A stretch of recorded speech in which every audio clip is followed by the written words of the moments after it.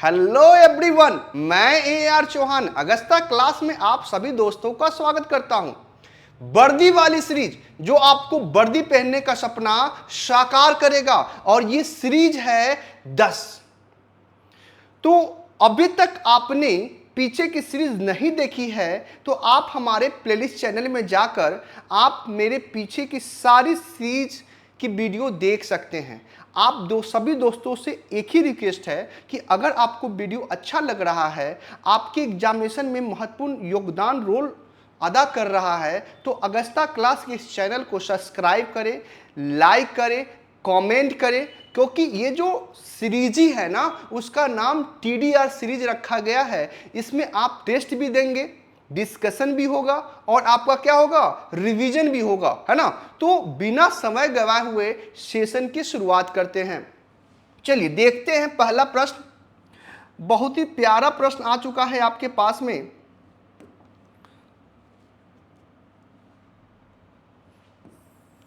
कौन सा मूल अधिकार केवल भारतीय नागरिकों को उपलब्ध है? आर्टिकल 15, 16, 19, 29, 15, 16, 19, 24 या 14, 19, 29, 30 या 14, 16, 21, 25। तो सबसे पहले दोस्तों आप टेस्ट दे रहे हैं तो पहले आप इसका आंसर का मिलान कर लें, ठीक है। तो इसका आंसर आप लोग के पास होगा 15, 16, 19 और 29। तो यहाँ आंसर आप लोगों ने मिलान कर लिया होगा। अब सबसे पहला आता है फंडामेंटल राइट्स। यहाँ पर समझना है बाबू, फंडामेंटल राइट्स जो है आपसे प्रश्न करेगा कि यह किस भाग में चर्चा मिलता है, यानी कि किस भाग में, यानी किस पार्ट में चर्चा मिलता है। तो भाग है बाबू 3 और आर्टिकल पूछेंगे कितना से कितना तक है रे बाबू, तो कहिएगा 12 से लेके कितना 35। अब बात कहेगा, ध्यान समझिएगा कि मूल संविधान में, किसमें, मूल संविधान में कुल कितने फंडामेंटल राइट्स थे? तो कितने थे? 7। बोलेंगे वर्तमान में कितने हैं गुरुजी? तो याद रखिएगा वर्तमान में कितना है? 6। तो एक कौन सा अधिकार को गायब हो गया? तो आपको याद रखना है एक अधिकार है, उसका नाम है संपत्ति का अधिकार। क्या नाम है? संपत्ति का जो अधिकार है इसे 44वां अमेंडमेंट, 44वां संविधान संशोधन अधिनियम 1978 में क्या कर दिया गया? हटा दिया गया, है ना। और इसे रखा किस आर्टिकल में गया है? तो याद रखिएगा 300 के क में रखा। किसमें रखा गया है? 300 के क में रखा गया है, ठीक है। तो यहां पर आपको पहला प्रश्न बन गया कि केवल भारतीय नागरिकों को है, तो आंसर मिल गया 15, 16, 19 और 29। किस भाग में? 3 में। अब दूसरा प्रश्न करेगा कि कहां से लिया गया है, किस देश से लिया गया है? तो याद रखिएगा अमेरिका से लिया गया। कहां से लिया गया है? अमेरिका से लिया गया, है ना। तो ये जो वर्दी है ना, ऐसा ही नहीं मिलती है, आपको लगातार अपना जुनून बनाए रखना है। और सबसे बड़ी बात क्या होती है ना कि विश्वास। अभी बहुत सारे वीडियोज आपको YouTube पर मिल रहे होंगे, लेकिन जब आप कंपैरिजन करेंगे ना तो कंटिन्यूअस बेस में जो रियल एग्जामिनेशन का जो पैटर्न है ना, उसी पैटर्न को हम फॉलो करके आपके लिए प्रश्न की प्रवृत्ति ला रहे हैं, ठीक है। तो आप लगातार इस चैनल से जुड़े रहें और जितने भी दोस्त हैं ना उनको बताएं कि आपके लिए स्पेशल देखा जाएगा, एक सीरीज ही लाया गया है ना, वर्दी वाली सीरीज, है ना। तो चलिए आगे बढ़ते हैं। निम्नलिखित में से भारतीय संविधान का कौन सा अनुच्छेद अस्पृश्यता का उन्मूलन करता है? बहुत ही प्यारा प्रश्न, आपके एग्जाम में कितनी बार पूछा है हम बता नहीं सकते हैं, ठीक है। तो इसमें देखिएगा अनुच्छेद 14, 18, 17 या 19। तो याद रखना सबसे पहले आंसर मिलान कीजिए बाबू। आंसर क्या होगा बाबू? 17। क्या होगा? 17। क्या होगा? 17। अब बाकी भी आर्टिकल के बारे में देख लेते हैं। तो गुरुजी ये 14 क्या कहता है? तो याद रखना है विधि के समक्ष समानता।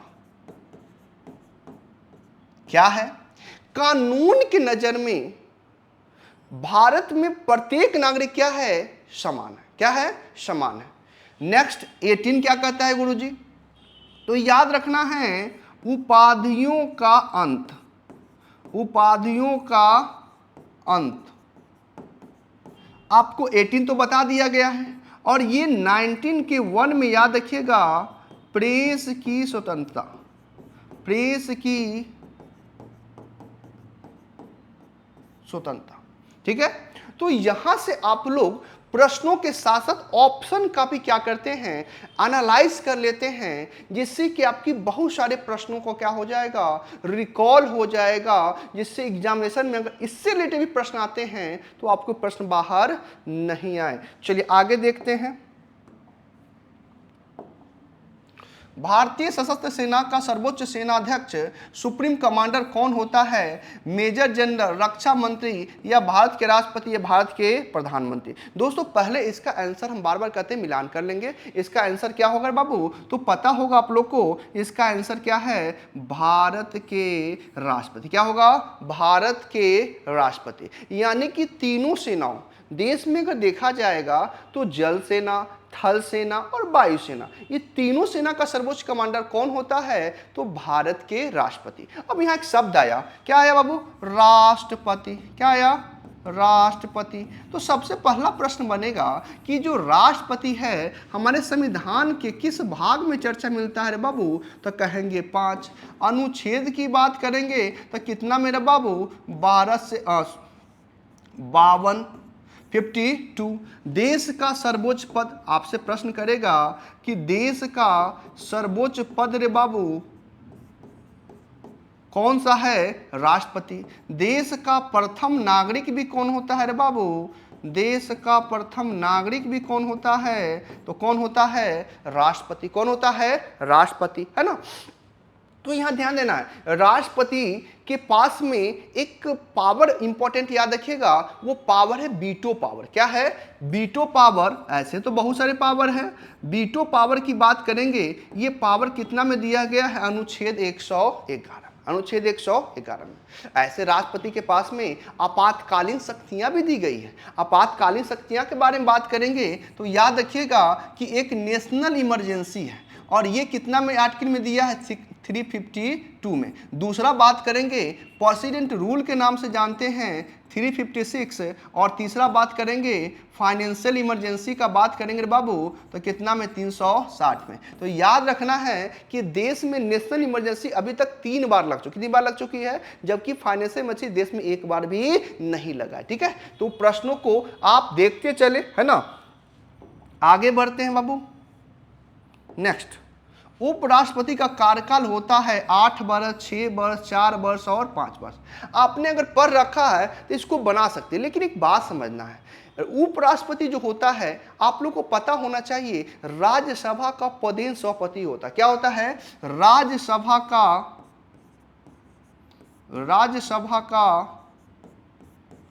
पदेन सभापति कौन होते हैं, राज्यसभा के पदेन सभापति कौन होते हैं, तो कहिएगा उपराष्ट्रपति। कौन होते हैं बाबू, राज्यसभा का पदेन सभापति कौन होते हैं, उपराष्ट्रपति। ठीक है ना। तो राज्यसभा का जो सदस्य का कार्यकाल होता है, आपसे प्रश्न याद रखिएगा, राज्यसभा के सदस्य का जो टाइम पीरियड होगा वो कितने वर्ष का होगा, 6 वर्ष का। कितने वर्ष का होगा, 6 वर्ष का। अब बात आती है कि राज्यसभा का सदस्य का कार्यकाल तो कितने वर्षों का होता है, 6 वर्षों का। लेकिन राज्यसभा के जो सभापति होते हैं ना, उनका जो टेन्योर होता है, कार्यकाल होता है, कितने वर्षों का होता है बाबू, 5 वर्षों। कितने वर्षों का होता है, तो इनका जो टाइम पीरियड जो होता है वो कितने वर्ष के लिए होता है, 5 वर्ष के लिए। अब सवाल आएगा कि सर राज्यसभा का सभापति है, तो याद रखना है उपराष्ट्रपति राज्यसभा के सभापति नहीं होते हैं। क्या होते हैं, नहीं होते हैं। यानी कि दूसरा प्रश्न करेगा वो कौन सा व्यक्ति है जो सदन का सदस्य नहीं होते हुए भी वो सदन का सभापति होते हैं, वो कौन सा है, उपराष्ट्रपति। कौन सा है, उपराष्ट्रपति। कौन सा है, उपराष्ट्रपति। और याद रखना है उपराष्ट्रपति किस भाग में चर्चा मिलता है बाबू, 5। और इनका पद के बारे में किस आर्टिकल मिलता है, तो 63। कितना मिलता है, 63। तो आंसर मिलान हो गया होगा। चलिए आगे बढ़ते हैं बाबू। नेक्स्ट, लोकसभा का अध्यक्ष अपना त्यागपत्र किसको देता है? राष्ट्रपति को, लोकसभा के उपाध्यक्ष को, भारत के मुख्य न्यायाधीश को, या प्रधानमंत्री को। देखिए यहां पर डिजाइन की बात हो रही है कि लोकसभा अध्यक्ष अपना त्यागपत्र देते किसे। यहां पर एक प्रश्न पूछा, प्रश्न क्या पूछा कि लोकसभा अध्यक्ष जो है अपना शपथ किसके सामने लेते हैं?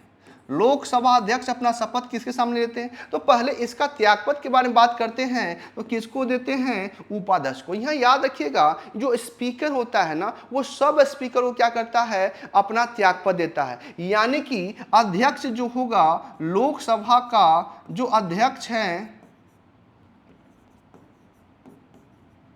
अपना त्यागपत्र किसको देते हैं? उपाध्यक्ष को। किसको देते हैं? उपाध्यक्ष को, उपाध्यक्ष को।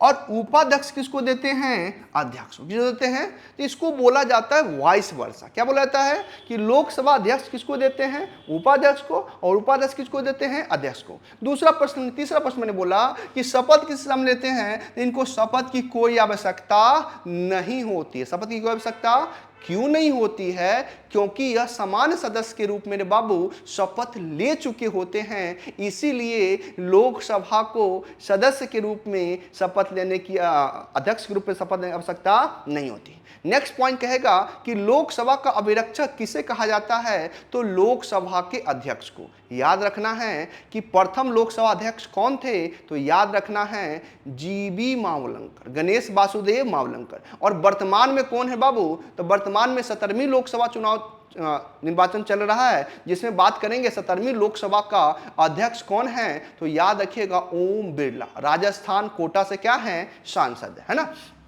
तो चलिए आगे बढ़ते हैं।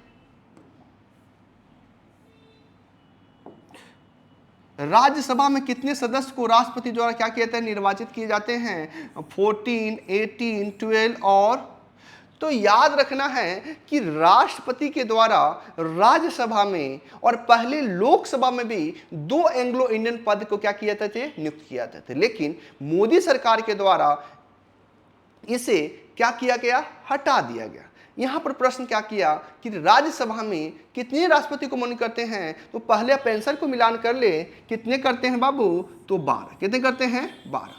वो कौन सा क्षेत्र से व्यक्ति को करेंगे? क्या आपको करेंगे? क्या मुझे करेंगे? हाँ, ध्यान देना है वो क्षेत्र क्या है। तो क्षेत्र में देखेंगे तो सबसे पहले आपको याद रखने के लिए आपने आर्ट्स का क्लास कोई कर रखा होगा, कोई साइंस से ग्रेजुएशन कर रखा होगा, तो याद रखना आर्ट्स हो गया है ना, कला हो गया, साहित्य हो गया, विज्ञान हो गया, सामाजिक सेवा हो गया। इन क्षेत्रों से जो व्यक्ति विश्व आते हैं उन्हें क्या किया जाता है? राष्ट्रपति के द्वारा राज्यसभा के सदस्य के रूप में मनोनीत किया जाता है। और यह शक्ति किसको मिला हुआ है? देश के राष्ट्रपति को मिला हुआ है। अब यहाँ पर एक शब्द आएगा बाबू, राज्यसभा। तो सबसे पहले प्रश्न करेगा कि राज्यसभा को क्या कहा जाता है? तो याद रखना है द्वितीय सदन। क्या कहा जाता है?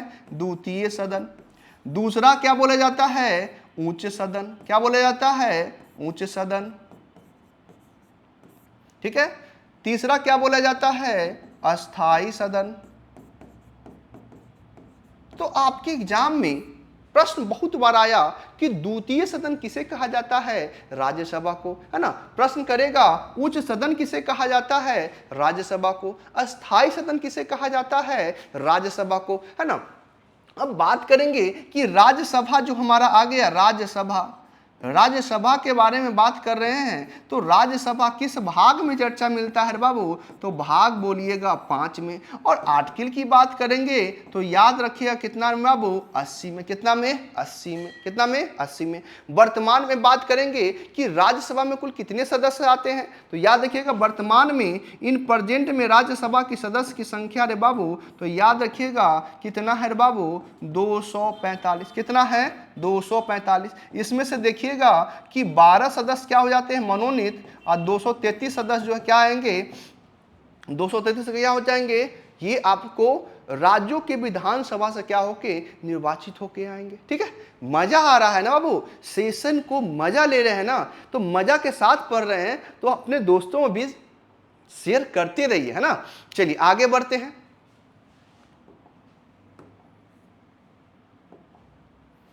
उच्चतम न्यायालय के न्यायाधीश का अवकाश ग्रहण की उम्र क्या है? 58 वर्ष, 60 वर्ष, 65 वर्ष या 70 वर्ष। देखिए यहाँ पर याद रखना है कि जो सुप्रीम कोर्ट के जो न्यायाधीश होते हैं ना और हाई कोर्ट के न्यायाधीश होते हैं ना, इनका जो टेन्योर की बात करेंगे तो अवकाश का ही इनका पीरियड होता है और वो आयु में व्यक्त किया गया है। यानी कि सुप्रीम कोर्ट में जो न्यायाधीश बनेंगे ना बाबू, याद रखना है सुप्रीम कोर्ट में जो न्यायाधीश बनेंगे ना, पहले इसका आंसर मिलान कर दे, कितनी वर्ष?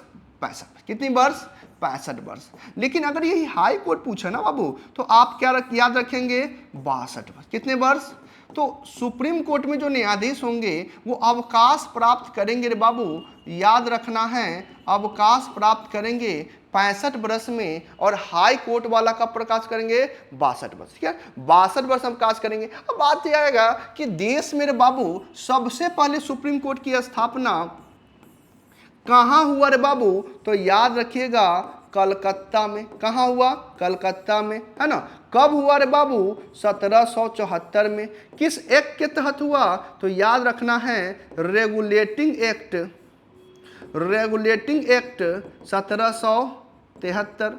अधिकार क्षेत्र कहाँ कहाँ था रे बाबू? तो याद रखिएगा बंगाल, बिहार और उड़ीसा। बंगाल, बिहार और, याद रखिएगा उस समय में उड़ीसा ही था। वर्तमान में उड़ीसा को क्या कहते हैं? ओडिशा कहते हैं। क्या कहते हैं? तो स्क्रीनशॉट अगर लेते रहिए और बाद में या फिर वीडियो को पॉज करके भी आप क्या कर सकते हैं? अपना नोट्स को बनाते रहिए। ठीक है, चलिए देखते हैं आगे।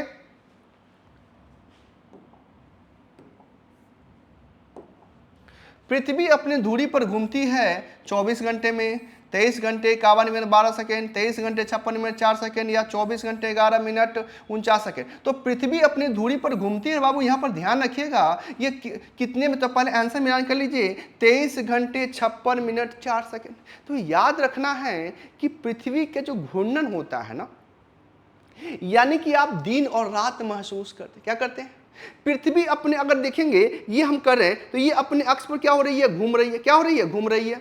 और एक जो है सूर्य की परिक्रमा भी कर रही है। तो जब अपने अक्ष पर घूमती है ना बाबू, तो ये जो हमारा सन है, ठीक है, एक सन क्या होगा? एक तरफ क्या होगा? दिन होगा और एक तरफ क्या होगा? रात होगा। तो जब पृथ्वी अपने अक्ष पर घूर्णन करेगी ना, तो याद रखना है दिन और रात होता है। और सूर्य की जब परिक्रमा करती है ना, तो जो मौसम का जो परिवर्तन हो रहा है, जिसको आप लोग ऋतु परिवर्तन के नाम से जानते हैं, अभी क्या हो रहा है मौसम में? अभी गर्मी के साथ बरसात हो रहा है ना, तो है ना, तो अलग अलग ऋतु जो परिवर्तन होता है ना, उसका कारण है सूर्य की परिक्रमा, है ना। और अपने अक्ष पर अगर घूम रही है, अगर मान लीजिए कोई भी हम ले लेते हैं, यही मान लीजिए एसी का ही ले लिए। अब एसी क्या करे? अपने अक्ष पर क्या करे? इसको घुमा रहे हैं। अब ये जो एसी का जो साइड दिख रहा है ना बाबू, अगर देखिएगा, अगर आप लोग देख सकते हैं यहाँ पर कि एसी का जो पहला नंबर दिख रहा है, ठीक है, तब ये जो साइड है इधर ही सूर्य है।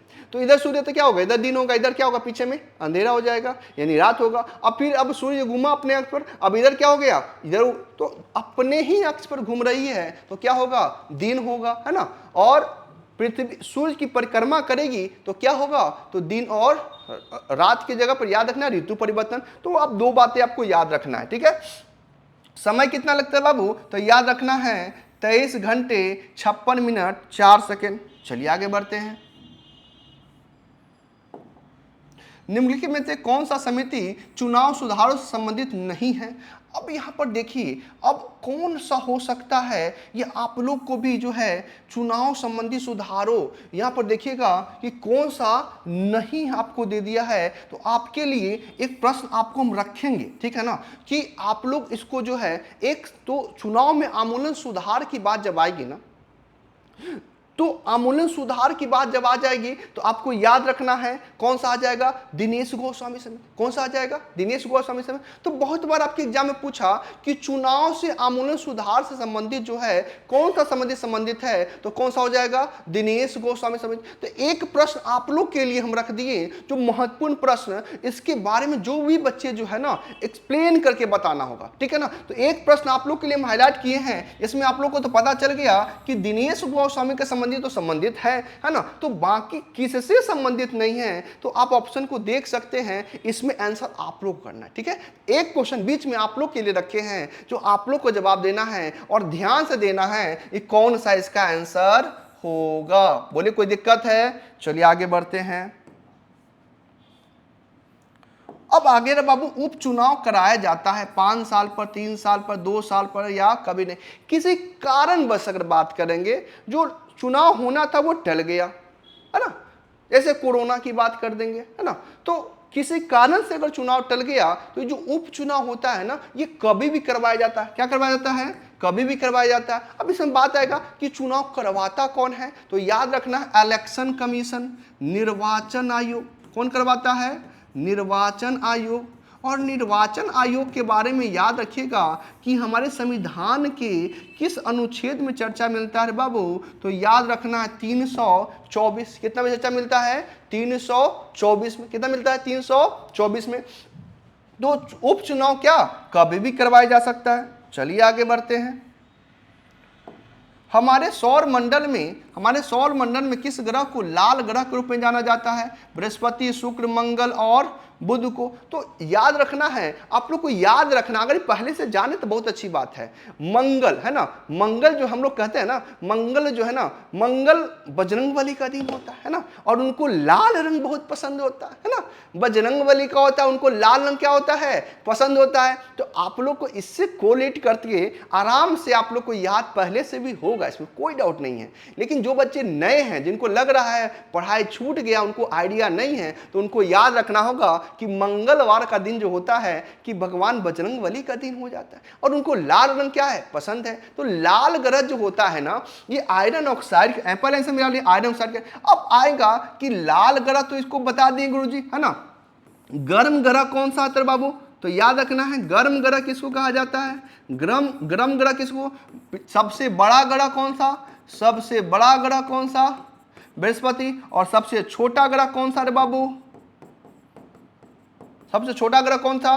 तो यहां पर कौन सा? तो सबसे बड़ा बृहस्पति, सबसे छोटा बुध, सबसे छोटा बुध, है ना। गर्म ग्रह कौन सा? शुक्र। और लाल ग्रह कौन सा? मंगल, है ना। चलिए आगे बढ़ते हैं। सूर्य और तारों की ऊर्जा का प्रमुख स्रोत है नाभिकीय विखंडन, नाभिकीय संलयन, परमाणु टक्कर या प्लाज्मा निर्माण। जो सॉरी, आप लोग देखिएगा कि हमें ऊर्जा जो प्राप्त होती है वो किससे प्राप्त होती है? सूर्य से प्राप्त होती है। और सूर्य एक क्या है? हमारे पृथ्वी का सबसे नजदीक एक तारा है। क्या है? तारा है। और सौर परिवार का एक मुखिया भी है। क्या है? मुखिया भी है। यानी कि इन्हीं से जो हम लोग को क्या बोलते हैं? ऊर्जा प्राप्त होती है। अब आता है कि ये ऊर्जा का निर्माण होता कैसे है, तो याद रखना है कि ऊर्जा का निर्माण जो होता है वो याद रखना है नाभिकीय संलयन से। क्या होता है? नाभिकीय संलयन। दो हल्के हाइड्रोजन का आपस में मिलने के बाद एक भारी हाइड्रोजन क्या होता है? निर्माण होता है। इससे क्या होता है? विशाल ऊर्जा क्या होता है? रिलीज होती है। इसी को क्या बोला जाता है? नाभिकीय संलयन। क्या कहा जाता है? नाभिकीय संलयन। और इसी ऊर्जा, ये जो विशाल ऊर्जा जो रिलीज होती है, यही ऊर्जा से हम लोग को क्या होता है? प्रकाशमय होता है। तो याद रखना है, सूर्य का ऊर्जा का प्रमुख स्रोत क्या है बाबू? नाभिकीय संलयन। चलिए आगे बढ़ते हैं। ग्रह जो सूर्य की परिक्रमा करने में 88 दिन का समय लगता है, शुक्र, बुध, मंगल और वरुण। तो देखिए, सबसे बड़ी आप लोग थोड़ा सा एक सन के पास अगर बनाते हैं, रफ मैप बनाते हैं, ये हमारा क्या है? सन है, ठीक है। तो सन के सबसे करीब मेरे बाबू देखिएगा, सबसे करीब में आपको ग्रह दिखाई देगा बुध। क्या है? बुध। इसके बाद अगर ग्रह देखिएगा तो कौन दिखाई देगा आपको? शुक्र। कौन दिखाई देगा? शुक्र। इसके बाद कौन सा? तो अपना पृथ्वी। और फिर कौन सा दिखाई देगा? तो मंगल। कौन सा दिखाई देगा? मंगल। तो सबसे करीब कौन है बाबू? तो सबसे करीब होगा वो सबसे प्यारा भी होगा, है ना। तो सबसे करीब कौन सा है? तो बुध है। और यह जो सूर्य की परिक्रमा की बात करेंगे तो ये परिक्रमा मात्र कितना दिन में लगा लेता है? कितना दिन में लगा लेता है? हाँ, 88 दिन में। तो आंसर क्या हो जाएगा? 88। सूर्य की परिक्रमा लगाने वाला ग्रह कौन सा है? और याद रखना है कि सूर्य के करीब कौन है? बुध और शुक्र।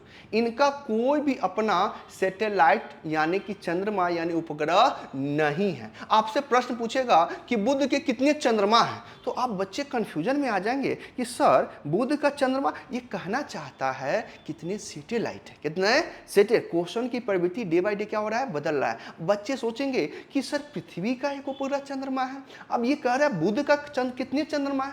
बुध का भी चंद्रमा होता है क्या? याद रखना है कि जो चंद्रमा कहने का मतलब है सैटेलाइट। क्या है? सैटेलाइट। तो याद रखना है कि बुध और शुक्र के पास में एक भी सैटेलाइट अपना नहीं है। पृथ्वी के पास अपना ही एक सैटेलाइट है, उसको क्या बोलते हैं? चंद्रमा, मून। और यहां पर फिबोस और दूसरा कौन है? डिबोस। तो पृथ्वी का एक और मंगल कितना? 2। मंगल का कितना? 2। चलिए आगे बढ़ते हैं। अब आ गया टाइटन का चंद्रमा। बोले ना, आपसे प्रश्न करेगा कि किसका चंद्रमा है? शनि का, बृहस्पति का, मंगल का, यूरेनस का, किसका चंद्रमा है टाइटन? तो देखिए अब यहां पर यह नहीं पूछा कि चंद्रमा किसका सैटेलाइट है, किसका उपग्रह है। क्या प्रश्न कर दिया? चंद्रमा किसका उपग्रह है। तो किसका उपग्रह बाबू? तो आंसर याद रखिएगा, ये आंसर किसका है? शनि का। किसका है? शनि का। तो याद रखना है कि चंद्रमा किसका उपग्रह है? शनि का। और बात करेंगे कि सबसे बड़ा ग्रह कौन सा है बाबू? तो सबसे बड़ा ग्रह आपने तो पढ़ रखा है अभी। सबसे बड़ा ग्रह,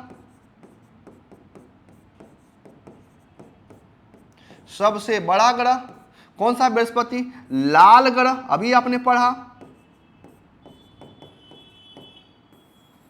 कौन है? तो किसका चंद्रमा है बाबू? तो किसका है? और ज्ञानी वीडियो जो है किसका चंद्रमा है? तो बोलेंगे बृहस्पति का, है ना। सूर्य का, पृथ्वी का तो पता है आप लोग को कौन है। अब पूछेंगे मंगल का चंद्रमा कौन सा है? तो कहेंगे फिबोस और डिबोस। कौन सा हो जाएगा? मंगल का चंद्रमा कौन सा हो जाएगा? तो याद रखना है, एक हो जाएगा फिबोस और दूसरा हो जाएगा डिबोस। कोई दिक्कत नहीं है। चलिए आगे बढ़ते हैं बाबू। अपनी धुरी पर पृथ्वी घूर्णन की दिशा है पूरब से पश्चिम, पश्चिम से पूरब, उत्तर से दक्षिण और दक्षिण से उत्तर। अभी बच्चे हमेशा की कंफ्यूजन में रहते हैं कि कौन सा ये ग्रह है जिसकी दिशा जो है, क्या हमारी जो पृथ्वी है वो कैसे घूमती है सर? पूरब से पश्चिम घूमती है कि पश्चिम से पूरब घूमती है ना, कि उत्तर से दक्षिण घूमती है कि दक्षिण से उत्तर? तो आपको याद रखना है कि पहले आंसर मिलान कर लीजिए। पश्चिम से क्या घूमती है? पूरब। पश्चिम से क्या घूमती है? पूरब। तो याद रखना है पश्चिम से पूरब घूमती है, इसीलिए सूर्य जो है उदय कहाँ होता है? सॉरी, कहाँ होता है? तो याद रखना है पूरब में। कहाँ होता है? पूरब में। ठीक है। तो सूर्य जो है उदय होता है कहाँ? उदय तो कैसे घूमता है? पश्चिम से पूरब, पश्चिम से पूरब, है ना। तो वीडियो सेशन आपने कंप्लीट कर रखा है। आप कमेंट बॉक्स में कितना आपने प्रश्न को सही आंसर दिया है इस पर कमेंट बॉक्स में जरूर पिन करें, ठीक है ना, ताकि हमें भी मोटिवेशन मिलते रहे, है ना, कि आप सही बना रहे, कितना सही बना रहे, है ना। और आपका जो वर्दी पहनने का जो सपना है ना, उसके लिए मैं भी दिन रात एक कर रहा हूँ। लेकिन कुछ तबीयत खराब होने के कारण फिर भी हम आपके पास क्लास में उपस्थित हुए कि हमें चाहिए हर रोज आपको जो है कम समय में एक अच्छा कंटेंट आपको दे देना, ताकि आपके एग्जामिनेशन में क्या हो, महत्वपूर्ण रोल निभाए। ठीक है। तो मिलते हैं इसी के साथ अगले क्लास में। धन्यवाद।